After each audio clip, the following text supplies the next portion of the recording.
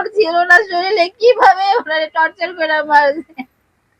আমি আমার স্বামীর হত্যার বিচার চাই, আমার সন্তানের যে দিন করছে তার বিচার চাই। এত কষ্ট দিছে, দিলে দিলে ওনারে মারছে, এইখান থেকে ওইখানে, ওইখান থেকে এইখানে, তার আসতেছে বড় বড় পাথর দিয়ে তার মাথায়, তার শরীরে স্ট্যাক করছে।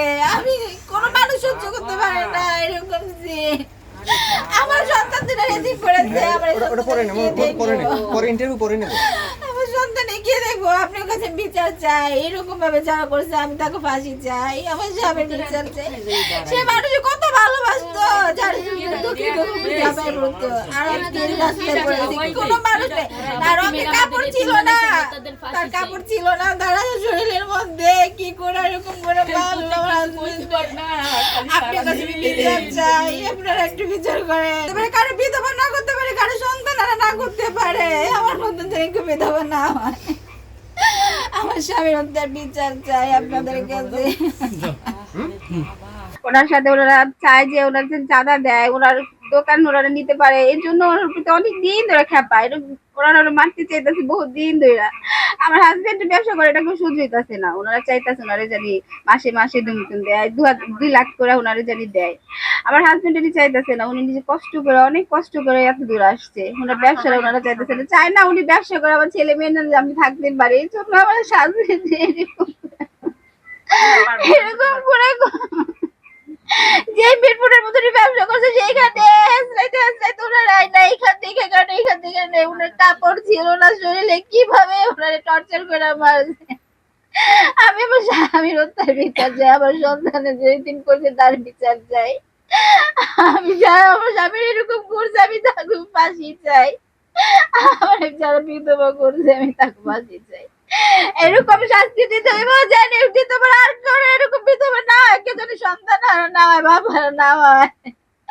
আপনারা বিচার করেন, আমার স্বামীর বিচার চাই। আমার বাইরে এখান থেকে মারতে মারতে মিরপুর 3 নম্বর ঘেরে নেয়, ঘেরে নিয়ে মাইরা তারপরে ছাইরা দেয়। তারপরে আমার ভাইয়ে আসতে পারে না, আমার ভাইয়ে অনেক কষ্ট করে উঠছে, উঠতে আসা তারপরে হেন থেকে হেরা দৌড়াইয়া আবার গেটের ভিতরে নিছে, নিয়ে আমার ভাইয়েরে পাথর দিয়ে আমার বাইরে নির্মমভাবে হত্যা করছে।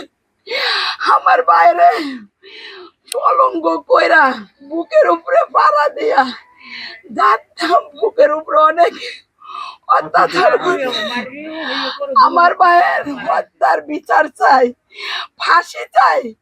আমার ভাইয়ের যারা এমন নির্মমভাবে হত্যা করছে, আমার ভাইয়ের আমার ছোট ছোট 2টা বাচ্চা বাদে এতিম করছে, তারা যারা আমি হত্যার বিচার চাই, ফাঁসি চাই। দোকান এবং অফিসও দুইটাই আছে একসাথে। তো মামার বাসায় ছিল, যখন ওরা তালা দিয়ে দিচ্ছিল, মামার বাসায় ছিল। ফয়সাল নামের একজন লোক আমাকে কল দিছে যে তুমি দোকানে আসো, তোমার তালা দিয়ে দিচ্ছি, তোমার তালা ভাঙতে হবে। মামা বলছে যে ওইখানে তো প্রচুর লোক, আমি কি একা আসবো না লোকজন নিয়ে আসবো? তখন ফয়সাল নামের ছেলেটা বলছে যে কোনো লোক নিয়ে আসতে হবে না, তুমি একাই আসো।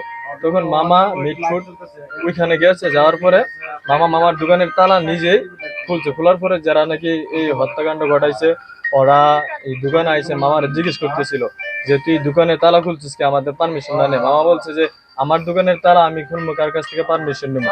তখনই এই যে যারা নাকি মূলত আসামি টিটু আর অনেকগুলো নাম আমি বলতে পারি না, ওনার কাছ থেকে একজন লোক মামার থাপা দিয়ে দইরা দোকান থেকে অফিস থেকে বের করে নিয়েছে। ওইখান থেকে মারতে মারতে আপনার 3 নম্বর রুট মিটফুট 3 নম্বর যে মেন গেটের ভিতরে নিয়ে মামারা মারধর করছে। এবং ঘটনায় কি এখন পর্যন্ত মামলা হয়েছে কোনো?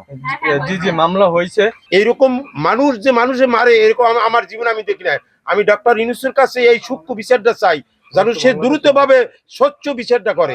এই এতিমের মুহের দিক চাই, যেন এইরকম যেন আর কোনো মানুষ, এইরকম বাচ্চা যেন কোনো সময় আর এতিম হয় না।